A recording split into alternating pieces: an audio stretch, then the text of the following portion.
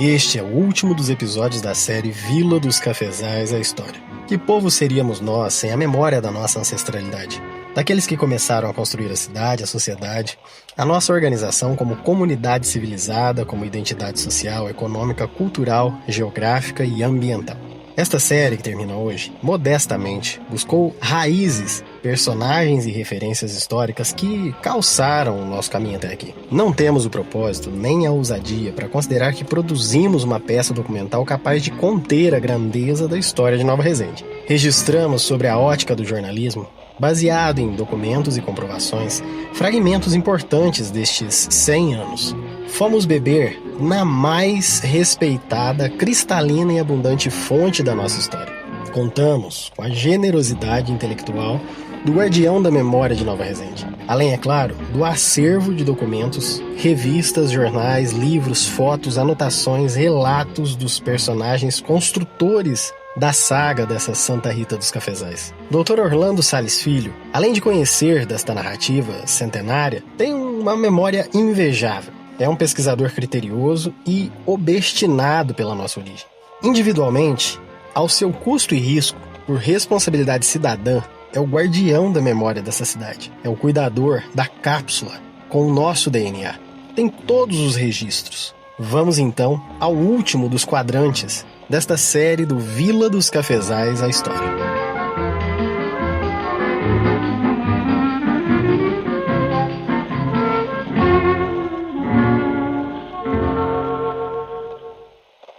Alô, meus amigos, tudo bem? Tudo em ordem? Estamos aqui com muito prazer, com muita alegria, apresentando o quarto e último programa da série Vila dos Cafezais, a História, né? O convidado especial para contar essa história, que tem a comprovação indiscutível da documentação, né? A gente está lastreado em documento, em registros históricos, em fotografias, né? É o professor Dr. Orlando Salles Filho, filósofo, né, educador, advogado e guardião da memória de Nova Resende. Ele é o guardião mesmo. Desde 11 anos de idade, nós ficamos sabendo aqui no programa, ele junta documento, já apresentou aqui o primeiro documento que ele guardou. Então nós estamos aqui no centenário de Nova Resende, né? No centenário de Nova Resende, contando a história toda de Nova Resende, desde 1700 e bolinha. Muito bem. Então é muito importante essa conversa aqui, é muito interessante, porque resgata a nossa história. Nós não temos uma cultura de memória. Nós não somos uma cidade que preserva a história, não preserva arquitetonicamente, não preserva historicamente. Nós não temos uma cultura de preservar, que infelizmente é uma tristeza, né? Porque seria muito importante. A nossa praça é o melhor exemplo, completamente descaracterizada, né? São poucos os tombamentos que nós temos ali, que o Orlandinho pode fazer, porque foi na gestão dele que fez. Então nós estamos no nosso quarto e último programa, recebendo mais uma vez o Landinho. Landinho, seja bem-vindo. Muito obrigado por estar aqui. Obrigado pelos adjetivos. Mas o mais importante para mim, o único que eu faço questão, inclusive foi você que me intitulou, que deu esse título para mim, Guardião da História, né? Eu acho que, sem dúvida, eu sou o guardião. Não que eu queira, eu me transformei, né? Fui juntando. Você construiu essa condição. E tornou, lógico, inquestionável. Mas isso não quer dizer que outras pessoas também não possam ser os guardiães da nossa história. Isso nem quer dizer que eu não posso passar o bastão, porque eu sempre falo, o que eu tenho não é meu. Eu apenas guardo. Agora, um dia, se tiver uma instituição, alguém que possa realmente estar guardando e cuidando desse material, não faço questão de guardar. Que tenha o zelo, o cuidado e a responsabilidade que você tem. É a forma de manter como eu mantenho há anos, né? Porque eu tenho documento aqui de 50 anos que está no meu poder. Pois é. Que 50 anos que está em poder dele. É isso que nós queremos dizer. Não é que tenha... Ele tem documento aqui de 1800 e pouca coisa. Agora, é muito importante esse aspecto de lembrar que é importante guardar e ter. E eu acho que existe um outro aspecto muito interessante, que eu acho o Landinho um pouco parecido comigo nesse aspecto, é para escrever, né? Todo mundo fala que você não escreve um livro, você não escreve um livro. Escrever um livro é de uma responsabilidade enorme, muito grande, né? Eu acho que tem que ter um conteúdo que vá ter alguma utilidade, que tenha uma no caso de história de documento, tem que ter uma responsabilidade cidadã, uma responsabilidade histórica, para que haja dados e registros. Coletar dados por aí, entendeu? De qualquer forma, escrever um livro é muito fácil. Eu quero ver ter a responsabilidade e a documentação que sustente esse livro. Eu acho isso, Vilandinho. Eu acho que eu também fico meio hesitando para escrever um livro, porque não é simples, não. Sabe por quê, Luiz? Deixa eu te falar uma coisa. Todo trabalho, por mais que a gente fala que não, até se for para escrever um livro de piada, tem que ter um trabalho científico. Pesquisa, Landim. Tem que ter pesquisa, Vertical, tem que ter comprovação. Né? Então, quando você fala, naquele dia houve uma briga, eu não posso pegar uma única versão. Eu não posso pegar só a versão oral. Se teve uma briga, eu vou tentar descobrir. Teve boletim de ocorrência? Além de outras testemunhas. Foi para o hospital? Alguém se machucou? Foi para o hospital? Mesmo você tem que bater, mesmo oral, você tem que pegar as diversas versões. Então é muito simples. Você escuta uma história e põe lá. Isso aconteceu isso. E a outra coisa... Vira lenda. Você falou de piada, de causa, também tem que ter lastro de quem fez, tem que ter responsabilidade de quem guardou aquela história, tem que dar crédito para quem tem direito. Isso é um dever ético de dar o crédito. Até quando vira de domínio público, né, uma história vira de domínio público, como já teve várias histórias aí escritas que tornou do povo, você tem que tomar cuidado.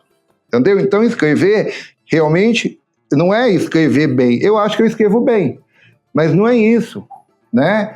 A gente tem que tomar muito cuidado. Mas obrigado pelos adjetivos e vamos então aí começar o nosso papo de hoje, né? Vamos começar o nosso papo. O que eu preparei? Hoje, o nosso programa vai ter alguns cunhos religiosos, mas vai ter um cunho, assim, político. Tá na hora de contar a história política. Nova Resende foi muito voltada para isso. E aqui eu tenho uma foto. Essa foto é de 1918, tá? É uma foto da Câmara Municipal, os vereadores e o presidente reunidos na Câmara. E o que me chama a atenção aqui é que o presidente era o coronel Rosendo Aprígio de Resende, tá? E ele não foi o primeiro foi o Major Cândido, mas ele era tio do Major Cândido. E ele foi presidente 2 vezes. E quando ele faleceu, em 1928, em junho de 28, aqui em Nova Resende tinha um cinema, entre vários cinemas. Esse é antes do Cine Santa Rosa, esse é um cinema que teve lá, chamava Pereira e Vasconcelos, 1924. E o que aconteceu, Luiz? Passou filme na noite que o coronel morre. Então virou uma ofensa. Virou uma ofensa e tanto. Para a oligarquia local. Né? Era o Cine Edson, que era de 2 empresários. E aí eles fazem um documento, o cinema, justificando. Olha, que eles sempre respeitaram o coronel, que não tinha intenção de desrespeitá-lo, sabe? Que acredita que as pessoas, embora tenham um sentimento, mas muitas vezes pode ter um sentimento caprichoso, né? E ele traz uma coisa muito legal. Porque houve uma reação muito forte das pessoas, porque teve uma apresentação de um filme no dia que uma pessoa morreu. Uma pessoa importantíssima. Importantíssima. Né? Aí ele fala que o progresso é importante, que os índices de civilização, que a modernidade, o traço que o cinema traz, né? O mundo moderno. E ele fala, tem uma parte que eu adoro, principalmente neste lugar que é escasso de diversões, em que temos que nos entregar a passatempo pouco recomendáveis, como jogo e outras coisas que não necessitamos aqui comentar. Né? Quer dizer, as pessoas num oralismo falando, mas tinha jogo, tinha prostituição, tinha um monte de fervência aí do povo, mas a elite podia fazer. Isso podia continuar. Isso podia fazer. Mas o filme agora passar o filme, não. né? Embora eu acho que o coronel merecia respeito, sim. Foi aquela casa que é tombada, foi do coronel. É a casa, a única casa que está tombada aqui, que é a Casa da Cultura. Então, tem uma outra. A do meu tio Lógio. Ah, tá tombada também? Tá tombada? Tá. Tá bem. E aí, Luiz... Essa eu não sabia. Boa notícia, hein? Agora, outra coisa interessante que eu queria mostrar também, nesse campo, é um documento que eu tenho... Rolandinho, deixa eu te fazer uma pergunta aqui, de curiosidade. Eu tenho a impressão, não tenho certeza... esse documento você já tinha me mostrado, mas eu tenho a impressão que eu tinha visto um outro documento reclamando de que teve o filme no cinema. Teve isso também? Eu não sei se eu já vi isso. Não conheço. Não. Eu só conheço essa resposta. Porque eu lembro que eu já vi, entendeu? Que era uma reclamação. Porque era formalizada essas coisas, né, Landim? Quer dizer, o cinema tem que fazer um texto para justificar, entendeu? Porque foi muito forte. Senão não ia fazer. E gastava, porque é um texto de gráfica. De gráfica, lógico. Esse texto parece que ele foi feito em Guaxupé. Deve ter sido lá na Gráfica Puntel. Então, olha aí, eles vão na gráfica para fazer. Houve gasto. Imagina, eu estou falando em 1928. E tem cor a impressão, é um papel verde, cara. Outra coisa que eu quero mostrar aqui para o público de casa é um documento do cemitério paroquial. O cemitério paroquial, ele ficava no fundo da igreja. Na praça. E depois ele passou a ser lá no cemitério de lá, em 1921. Mas mesmo assim, a igreja, quando ia encomendar o defunto, cobrava. E aqui tem um recibo, eu tenho um recibo aqui, que ele é muito interessante. Aí tem a regra, né? A regra falando cada coisa. Por exemplo, a igreja exclui a sepultura eclesiástica, não pode enterrar lá na parte benta da igreja. Os infiéis, aqueles que morrem sem batismo. Os acatólicos, os que não são católicos. Os evangélicos tinha uma parte reservada no cemitério. Os que morrem de duelo, ou feridos nele. Os que mandaram queimar os seus cadáveres. Os suicidas e outros pecadores públicos. Prostitutas e outras pessoas assim. O pensamento mercadológico que acompanhava nossos cidadãos em vida não terminava com a morte. A separação entre mercadores e não mercadores, baseada em critérios objetivos e monetários, guiava o tratamento dado aos falecidos. Quem faria jus a ter o seu corpo encomendado à sepultura dignamente? E aí, além dessa regra, você ia pagar de acordo com o que você tivesse na encomenda. Por exemplo, direito de entrada do cadáver na igreja e cruz na cova, 10 contos de réis. Sepultura perpétua por 10 anos na rua de trás da capela, 110 contos. Direito de sepultura perpétua na rua de entrada da capela para um cadáver, 230 contos. Recomendação simples, com direito a uma batida só, de sino, 10 contos. Impressionante. Acompanhamento de cadáver, é o padre. Casa até a igreja e da igreja até o cemitério, 60 contos. A igreja nunca perdeu nada, não perdia negócio, hein? Acompanhamento, a igreja católica é bom dizer isso. Acompanhamento de cadáver.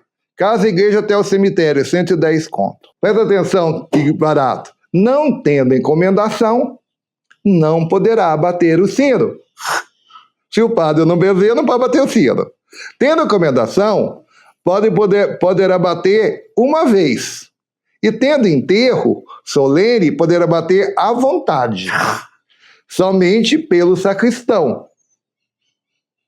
Pagando a cada batida 2 contos de réis. Quem será que controlava as batidas, hein?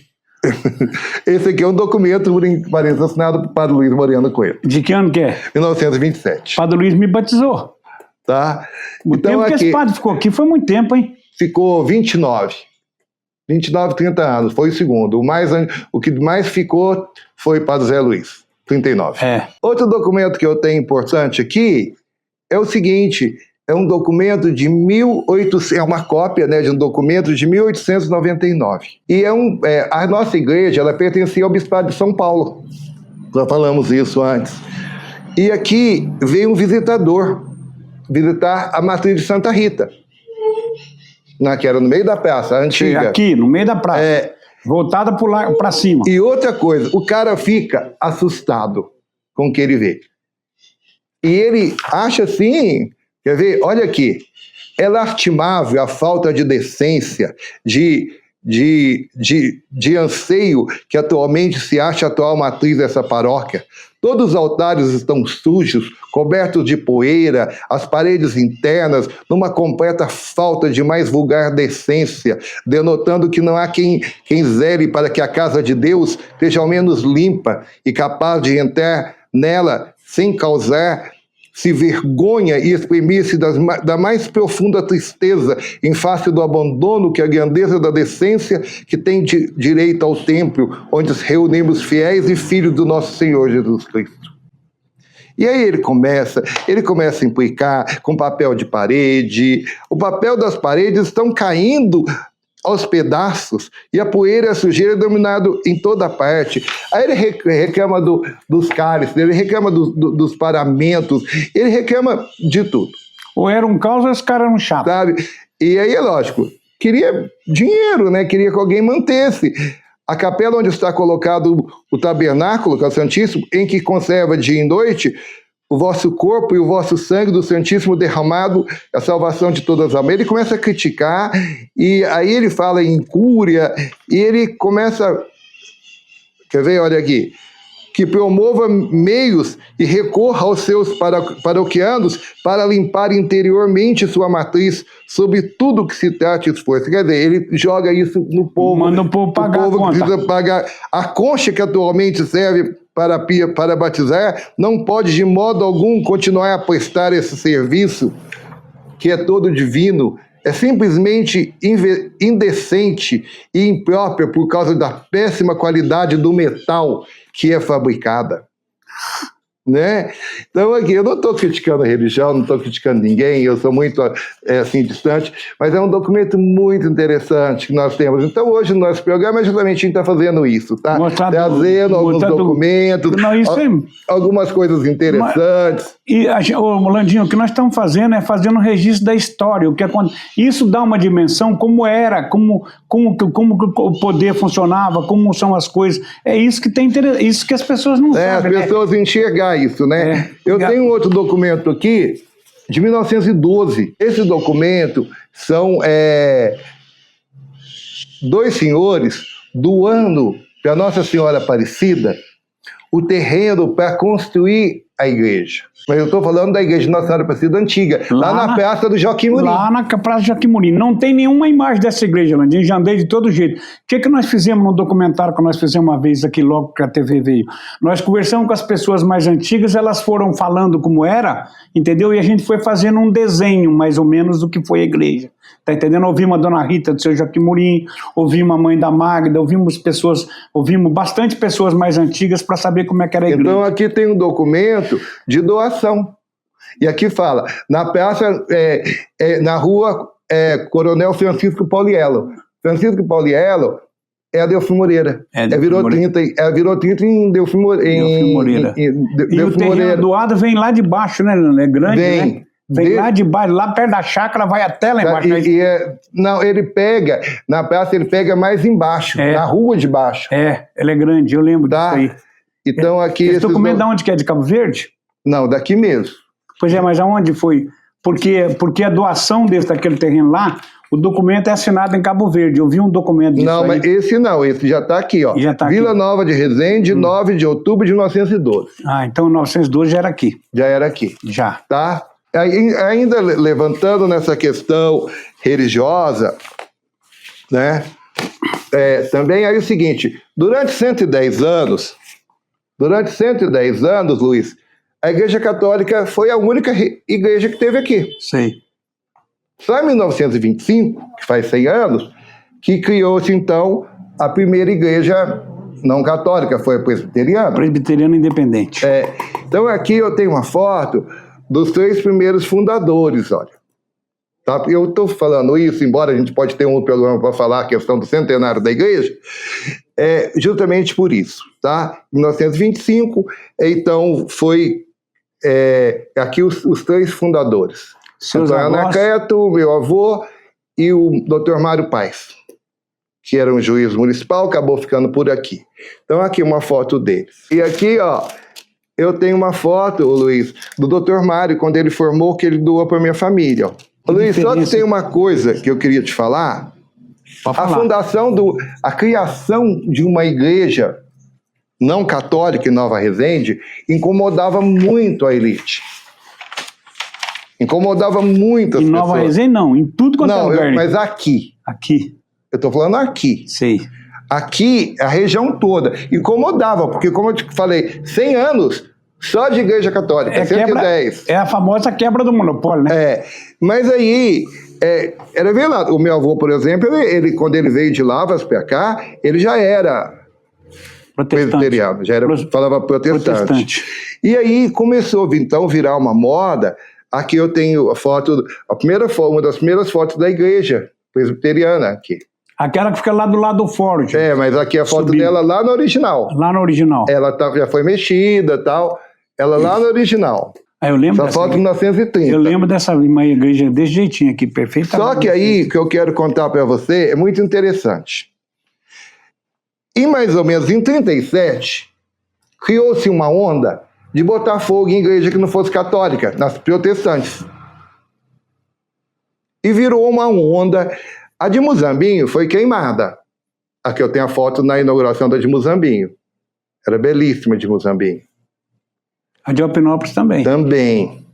Carmo do Rio Claro também. Aí o seguinte, eu tenho aqui um recorte de um jornal Diário da Noite de São Paulo.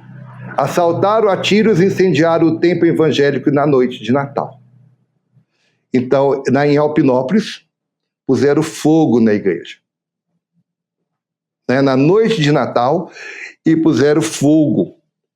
E virou uma onda. Então, o pessoal daqui... Aqui tem esse recorte de jornal, né? Que...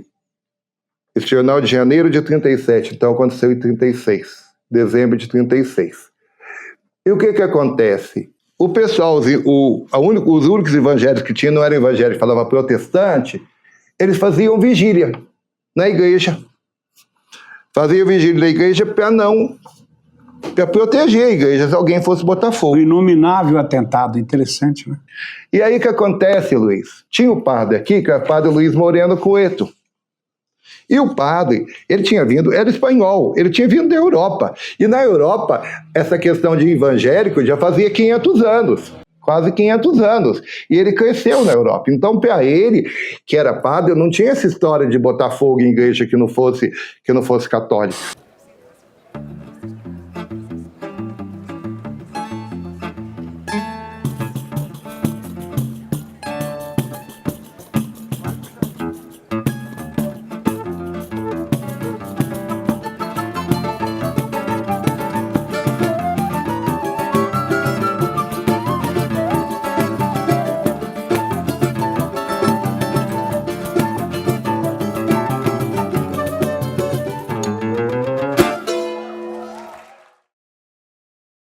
E o pessoal, meu avô mesmo era muito amigo dele, na família tem alguns objetos que pertenceu a ele, e ele era amigo de todo mundo. E um dia, ele adorava arma, o padre Luiz. E um dia ele sai com uma carabina ali na casa paroquial, naquele lugar, mas um pouco diferente, naquele ádrio ali, com a carabina na mão e fala assim: quem mexer com os protestantes está mexendo comigo. Mas estava vendo algum movimento? Tinha alguém... Estava, porque o pessoal, eu acabei de falar para você, o pessoal estava fazendo vigília porque estava com medo de vir. Pois é, mas nesse dia especificamente eles estavam querendo vir ou ele tomou uma atitude? Não, ele ficou sabendo e viu que tinha movimento de gente e saiu. Ouviu o comentário, os evangélicos todos apreensivos, várias noites sem dormir, protegendo a igreja, e resultado, água no fogo. Não se falou mais, porque o padre era contra isso aí. Então, quer dizer, se alguém tinha intenção de fazer isso... Se alguém estava achando que estava defendendo a Igreja Católica, o representante da Igreja Católica era contra. Tem a história que eu conheço do padre Luiz Moreno, eu conheci o padre Luiz Moreno, ele me batizou, e depois ele foi para Guaxupé. A minha avó morou um tempo em Guaxupé, lá perto do asilo de Guaxupé. E o padre Luiz Moreno foi castigado, o bispo tirou ele daqui e botou ele com um capelão lá do lar, lá do asilo. né? E a gente ia lá, celebrava, eu conheço bastante história. Então, primeiro há uma dúvida enorme sobre a morte dele, né? Há um levantamento. Você que já me contou isso. Essa história muito grande porque havia foi noticiado que ele suicidou. E tem vários aspectos que provam que não foi possível isso, que da forma que foi encontrado o corpo, do lado que foi o tiro, essa coisa toda. Mas eu acho uma coisa interessante de ilustrar o seguinte: o padre Luiz Moreno, ele era da elite espanhola. Sim. Ele era um cara intelectual, estudou nas melhores escolas. A tal ponto que as Filipinas, não tenho certeza, acho que as Filipinas pertenciam à Espanha, e o pai dele era o presidente, governador da Filipinas. Em nome do rei da Espanha. Entendeu? Ele era um cara... E ele veio para o Brasil e foi para o Rio de Janeiro, né? Foi para Petrópolis, eu levantei a história dele, algumas coisas dele, depois veio para o interior de São Paulo, sentido Itobi, por aí, e depois acabou vindo para cá. E eu acabei levantando uma vez para a escola, porque não tinha uma biografia dele, né? Mas realmente ele veio de família importante. Ele era importante. Sabe? Era de família. E ele veio para o Brasil porque ele achou que precisava de vir para o Brasil mesmo. Já tinha tido um movimento lá na Espanha, sim, conservador, e ele estava num movimento mais progressista e estava ameaçado, veio. E segundo consta, ele foi perseguido, inclusive no Brasil. Vieram espanhóis aqui procurar pessoas que estavam aqui. Era uma questão política, né? Política, puramente política. Agora, falando em política, Luiz, com o tempo depois aí, nós vimos aí falando no Aranha Caranguejo, chegou uma época que começou a sumir esse nome Aranha Caranguejo, e era mais o nome dos partidos mesmo, o DN, PSD. Só que antes disso, em 1937, por exemplo, criou-se aqui o Partido Republicano Mineiro. O PRM. Do PRM. Famoso. Né? Que defendia o quê? Dr. Armando Salles de Oliveira, né? Que acabou não sendo candidato, porque Getúlio, então, quando dá o golpe mesmo, e aí as candidaturas acabou não tendo. E aqui a criação desse PRM, interessante, e logicamente a maioria do pessoal que fazia parte aqui eram estrangeiros, eram italianos. Ah, é? Olha, Gustavo Maurício Dias, não, o Gustavo Maurício Dias era do antigo Caranguejo. Gustavo é o pai do Bolivar, de toda a família aí. Sebastião Evaristo de Souza, Dorinto Murato, Luiz Zerbini Júnior, a família Zerbini de Gospé, Moçambique, veio para cá antes. Veio para cá. Né? Mário Chiqueto. Chiqueto ainda tem um pessoal... Chiqueto. Chiqueto. A família do Roberto Gelleri. A avó dele era uma Chiqueto. Ricardo Columbari. Pessoal do Antônio Domingos. Luiz Chiqueto, Benedito Chiqueto. E aí, olha, é um documento interessante, então já se cria, não era só o DN-PSD. Né? Não teve tanta representatividade, mas já havia a criação. Mas era todo mundo que estava fora do campo político da elite aqui. Né? Aí, Luiz, aqui, um outro documento do PRM, apoiando quem? Brigadeiro Eduardo Gomes, em 45. Tá? O Brigadeiro Eduardo Gomes é aquele paulista, né? É aquele paulista que foi candidato, porque era o seguinte, tinha a política do café com leite. Café com leite. E um ano escolhia o mineiro, outro ano paulista. Presidente da República. O que aconteceu? São Paulo tentou dar um golpe. Tinha um candidato, era um governador paulista, e tenta jogar um outro paulista em seguida. Né? E o PRM, embora aqui em Nova Resende, estava defendendo quem? O paulista no poder. Resultado, o paulista ganhou a eleição, comprovaram que houve fraude, essa eleição foi anulada, e Getúlio Vargas, né? Getúlio Vargas, ele assume então o poder. Dá o golpe. Rio Grande do Sul. Não seria bem um golpe ainda, né? Porque o golpe depois ele vai ficar, quando vencer o tempo, ele vai ficar ainda, né? E aí ele é eleito com apoio do Rio Grande do Sul e da Paraíba. Paraíba. Era no estado pernambucano, estado nordestino. Paraíba. Mas por quê? Porque naquele período houve o assassinato de João Pessoa. Nego. É por isso mesmo, né? Na bandeira da Paraíba está escrito Nego. Assassinato de João Pessoa. Né? Então esse é um documento político interessante. Num restaurante, né? Apoiando o PRM. Temos aqui um outro documento, é um documento de 47, lançamento de uma candidatura a prefeito, que até então não sabia, Herotílides Anacleto de Pádua, candidato a prefeito. Seu Totti. Vice-prefeito Rosendo. E é justamente... Chapa pura, hein, Landim? Mas eles perdem a eleição. Mas é chapa pura. Eles perdem a eleição porque é justamente nesse ano que dá o primeiro eleito, que é Zé da Silveira Castro. Que o Zé Dorico ganha a eleição. Ganha pela primeira vez. Porque ainda tinha aqueles requisitos de aranha e caranguejo. Embora era o DN-PSD, tinha aquela coisa ainda. Os Resendes estavam aqui. É muito interessante. No programa passado, Luiz, a gente fez aí um comentário, aquela questão, a campainha, o prefeito já caiu, que era o Rosendo que ficou por um dia, mas a gente não pode negar que o Rosendo foi um excelente político. Ele foi vice-prefeito 2 vezes. 2 vezes. E foi candidato outras vezes. E ele é uma pessoa... embora certa época começou até uma aversão em relação aos aranhas, muita gente dos aranhas começou a sair, mas o Rosendo sempre foi assim, muito firme, muito honesto, muito correto. Tá? Eu estou trazendo isso justamente para não ter essa questão. Então, resgatar correta a memória. Então, aqui lembro muito do seu Rosendo. Em 47, houve essa candidatura aqui, tá? Mas a gente sabe que quem ganhou a eleição foi o Zé da Silveira Castro. Zé Dorico. Foi a primeira eleição direta. Primeira eleição direta. E foi o seguinte, o Zé Dorico sai, e quem que entra no lugar dele? João Silva. João Silva sai, quem entra no lugar dele? Zé Dorico. Zé Dorico sai, e quem entra no lugar dele? João Silva. João Silva sai, quem entra no lugar dele? Fernando Rosa Júnior, parente... Sonante. Não era o Sonante, é o parente do Zé Silveira, que faz parte do jogo. Então, cunhado dele. Que faz parte do jogo. O Fernando Rosa Júnior sai, quem entra? Oswaldo Silva, que era filho do João Silva. Então, durante muitos anos, era só aquele partido que dominava.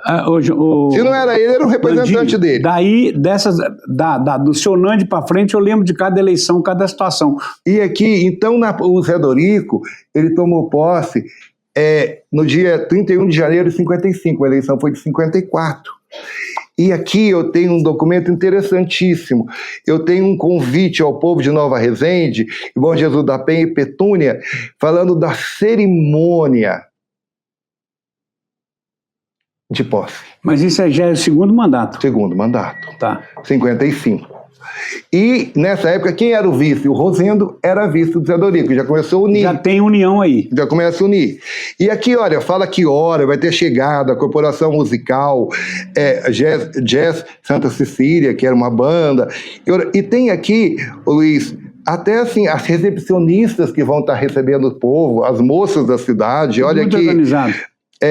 Jamila Saad, Neuza Rosa Castro, Neuza Rezende, Imaculada Castro, Maria Helena Rezende, Edith Salles, Diva Ribeiro, Maria Silva, Maria José Botelho, Aurora Silva, e aí Hélia Gomes de Castro, Santina Dias, que iam receber, e tinha até uma comitiva para receber. E tinha uma comissão organizadora da posse. Fernando Rosa Júnior, Sebastião Gonçalves de Carvalho, Dr. Elógio Salles e Antônio Gonçalves de Rezende. Tá? O interessante aqui é que, além dessa cerimônia toda, na posse, tinha convite para ir ao baile. Isso que é chique, hein? A comissão organizadora da festa, em homenagem ao novo dirigente do município de Nova Resende, tem a honra de convidar a Vossa Excelência e Excelentíssima Família para a solenidade realizada no dia 31 de janeiro de 55. Era no final de janeiro que ocorria as posses. Aí o seguinte, aqui eu tenho uma foto. Isso aqui é o convite, ó. Essa foto aqui é rara, do comício final de 54, que tomou posse. Está na foto. A posse. Os políticos mais importantes aqui, já unidos, né, quase que todos, em prol, na segunda eleição do Zé Dorico. Apoiando o Zé Dorico. Tá? E aí tem dos dois lados. Aí você vai pegar a Aranha, que era o Pascoal, que era de um lado, o Joaquim Firmino, que era do mesmo lado, o Major Candinho, que era um Resende, depois acabou apoiando. Nós temos aqui o João Silva. Tem o seu Arcanjo Baquião nessa foto. Tem Arcanjo Baquião. Temos aqui Zé da Silveira Castro. Ele fez questão de ficar no meio do povo. Ele não ficou na frente. Foi muito interessante. Tem aí crianças. Tem o Zé Simônico, Luiz Fernando, aí, criança. Tem o Michelé aí no coro da Dona Mariana. Então aqui é uma foto... O Márcio Cunha. Essa foto é maravilhosa. Um outro documento que eu tenho aqui já é um documento de 58. Em 58, João Silva volta. Mas aí, quem que é o vice dele? O Totti, aquele que havia perdido a eleição lá atrás, já volta. E é um documento aqui, ó, ao povo de Bom Jesus da Penha. Faz campanha de deputados, pede então a campanha para o João Silva e fala lá de Bom Jesus e traz então aí pedindo voto. Bom Jesus sempre foi um problema aqui no tempo da UDN e PSD. Bom Jesus sempre foi PSD. Sempre ganhava eleição. A UDN ganhava eleição aqui quando apurava as zonas de Bom Jesus, virava o jogo. Isso aqui é olha aqui, isso é um documento histórico de comunicação direta, ó. De fazendo recado direto para o povo de Bom Jesus, segmentando a comunicação, já mandando para quem interessava. Aí, Luiz, em 62, a eleição, quem elegeu foi Fernando Rosa Júnior, e o oponente dele era o Jarbas. Eu lembro. E aqui eu tenho o documento de campanha do Jarbas. Ah, é? É. Foi o primeiro outdoor que existiu na vida. Olha aqui, ele com o Toniquinho, que depois foi vice do Oswaldo, né? Então aqui um documento, olha, União Democrática Nacional, já é o DN aqui, e o Jarbas, então, ele é candidato. Em 64, o Nandi, prefeito, que havia ganhado a eleição aqui, ele vê que a energia estava ruim. E havia conseguido uma verba do Tancredo Neves. E ele faz uma campanha e pede ajuda para as pessoas. E aqui tem um documento em que ele agradece as pessoas que ajudaram. Doaram dinheiro mesmo. Dinheiro, sim. Né? E tem aqui, por sinal, seu pai. Meu pai. Tá? Tem até o Lavo Barbosa. Eleazar da Silva Lica. Alaor Firmino. Tem um episódio histórico que não tem registro, que eu vi várias pessoas contar essa história. E o seguinte, que teve uma época que a gente estava caindo muita energia. Eu sei. Caindo muita energia, que muito ruim. Nesse tempo, a gente tinha energia lá do Limoeiro, né? Lá de Mococa, a usina do Limoeiro, ali em Mococa, né? E que aí descobriram que estavam desviando a carga de energia para nós. A gente para as fábricas, o Guaranésia tinha aberto uma fábrica de tecido, outra fábrica. Agora, na minha infância tinha várias fábricas de tecido lá em Guaranésia. Ainda tem. Tem ainda, né? E aí que a energia estava sendo desviada para Guaranésia. E aí um monte de gente da cidade quebrou as luzes, tudo aqui. Foi. Existiu isso, verdade, né? Quebraram e no outro dia fugiram para São Paulo. Isso. Meu pai conta essa história. Um deles era o Juquinha. O meu pai também estava. Tá? Mas era um Gaspar e o Juquinha, foi os que sumiram. Pegaram varas, bambus e saíram quebrando as luzes da praça, quebraram tudo. Tá? Ô Luiz, então aí a gente já fez aí uma pincelada. E eu queria agora ler um texto, que você já tinha até sugerido. Pode ler. Que era um texto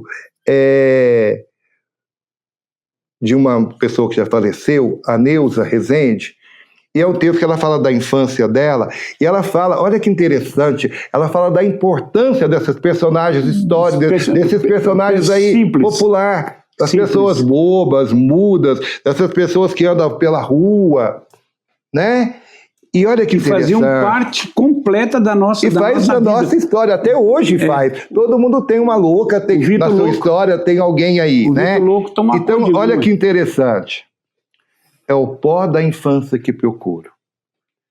São os piques ligando os quintais das casas que busco. É este amor de pátria que abraça o filho pródigo que anseio.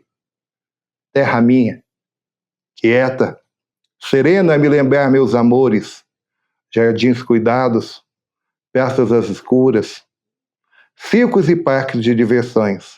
Revejo na lembrança criança, E nas lembranças, ressoam do fundo do poço as vozes de criança. Chico do Dima, Rita Curta, Ana de Saia, Badi, João Creara. No livro dos mortos, não consta seus registros. Permaneceram eternos na criança em que me habita. Hoje, ao revê-la, terra minha, todas as lembranças flutuam, misturadas naquela aquarela maravilhosa que abriga minha gente. O pó da terra, vimos todo buscar. E além disso, eu trago uma raridade, para a gente estar encerrando o nosso programa, que é o seguinte, uma foto rara do João Creara. João Clara? João Creara. Essa foto é rara, ninguém conhece, ela é inédita. É a primeira vez que eu mostro ela para alguém. Futuramente eu devo usar, tá? É algum trabalho meu. Então, o João Creara, ele ia na casa das pessoas, as pessoas recebiam ele era mudo, né? E era uma coisa assim. Ô Luiz, e agora então vamos aí, o nosso tempo já chegando. Tá nada, né? Tem tempo aqui. Mas assim, dentro da preparação, eu quero mostrar algumas fotos da cidade, umas fotos da praça. Aqui é a Praça Matriz, olha, a praça já com coreto, e a igreja ficou anos, gastou parada. Mais de 20 anos para fazer, tá? Temos aqui uma outra foto, uma vista de algum prédio de cima da igreja, vendo a igreja presbiteriana e a Praça do Fórum, que era vazia. Era onde a Praça do Fórum era onde chegava circo, parque, tudo que vinha para aqui ficava lá. Todo o circo, todo o parque vinha para a Praça do Fórum. Só que ela já era doada pelo Tribunal de Justiça de Minas Gerais. Capital já. Por isso que fez o fórum, não vamos entrar em detalhe, mas por isso que fez o fórum lá. Sei. Aqui a Praça Matriz, o jardim, primeiro jardim com coreto. Agora eu queria focar aí a bandeira do município, e eu queria ler um outro texto. Pode, por favor. A gente está encerrando o nosso programa, e é o hino à Nova Resende, Não Dá Doce. Do Padre Caio. Do Padre Caio. Vês lá no topo da serra, aquela cidadezinha, bem lá no alto trepada, como fugindo da terra, aquela cidade é minha, Vila Nova idolatrada. Quisera vê-la de perto, ornada de cafezais, carros de boi a chiar, varando pelos desertos, sem nunca cessar jamais. Aqui cheguei para olhar. Penetrei na grande praça, toda linda engalhada, ornada de flores lindas, qual a noiva cheia de graça. Em noites enluaradas, com suas ruas infindas, andei lá no Bituruna, que me aponta para o céu. Com sua magia fina, tantas fragrâncias resumam, falando a gente de Deus, bebi a água da Paulina.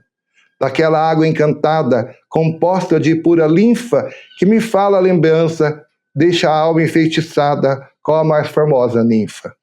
Olhar de uma criança, tudo nada vale, se olhar um derredor, a pura realidade que me venha e que me fale.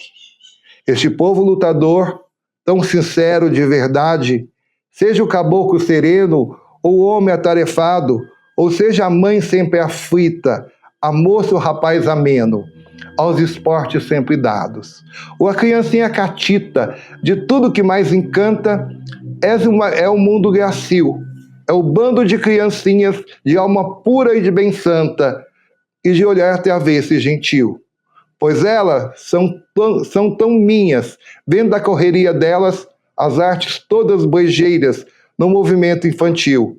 Procura as joias singelas, as esperanças fiagueiras de um pedaço do Brasil. Vês lá no topo da serra, aquela cidadezinha, bem lá no alto, trepada, como fugindo da terra. Aquela cidade é minha, é pura realidade, Nova Resende Encantada. Então é assim que a gente encerra, tá? A apresentação em homenagem ao centenário, não da emancipação política, mas ao centenário da elevação à cidade. Obrigado pela oportunidade. Landim, muito, muito obrigado. Esse momento é histórico, cara. A gente tem que considerar isso aqui, que você produziu aqui um conteúdo que vai servir para tudo. Vai ser um documento, vai ser uma coisa que as crianças vão poder ver, aprender conhecer as histórias, tá entendendo? Trouxe documentos maravilhosos. Eu fico honrado e emocionado de ter ajudado a fazer a TV Resende Web cumprir essa função, fazer esse papel de trazer essas informações, tá entendendo?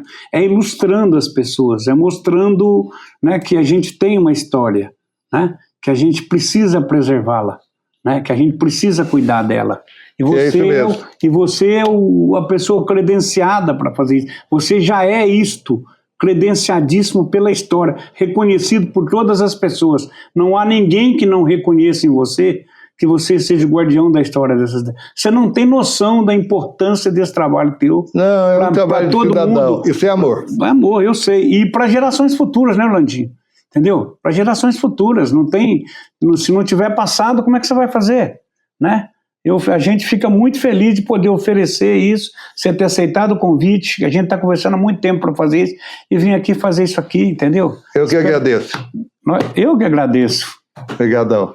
Obrigado em nome de todo mundo, de gerações futuras. Obrigado em nome do futuro, porque isso aqui é um documento para o futuro. Obrigado você pelo espaço. Muito obrigado mesmo, viu?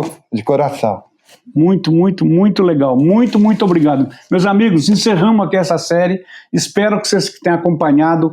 Este é são programas para serem guardados, para mostrar para os filhos, para os netos, para todas as pessoas que a gente tem uma história. A gente está mostrando aqui a história mesmo, com documento, com tudo que vai ser. A gente vai fazer a pós-produção agora, ilustrar datas para facilitar a compreensão, fazer um sério trabalho de pós-produção para quê? Para que sirva realmente de referência histórica e que tenha a utilidade que a gente está imaginando que precisa ter, né?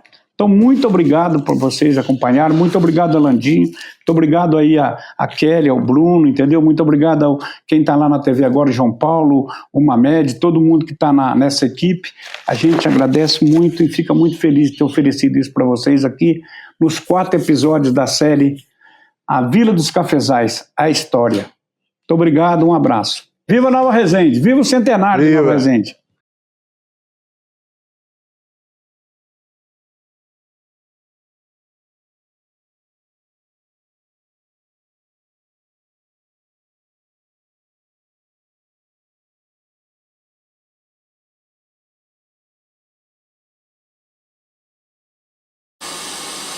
Somos uma sociedade com história. Temos memórias e conquistas. O centenário exigiu-nos olhar o passado. E, claro, descobrimos muitas importâncias. Confirmamos e atestamos a riqueza cultural, social e empreendedora dos nossos antepassados. Desde os povos originários, os índios, que viveram e deixaram vestígios em diversos dos nossos bairros rurais, os nossos irmãos negros e africanos, escravizados que viveram aqui. A história é rica neste aspecto. Todas as cidadãs e cidadãos que dispuseram de suas vidas para nosso município, os mais diversos personagens, independente de nome, sobrenome, classe social, poder aquisitivo, todos têm a nossa gratidão e compromisso de honrar passado e história. Cabe a nós continuarmos a ampliar este legado. Não há melhor caminho senão aquele que gera igualdade de oportunidades, justiça social, qualificação coletiva e desenvolvimento igualitário. A educação. Ela precisa ser a mola mestra se queremos tudo isso.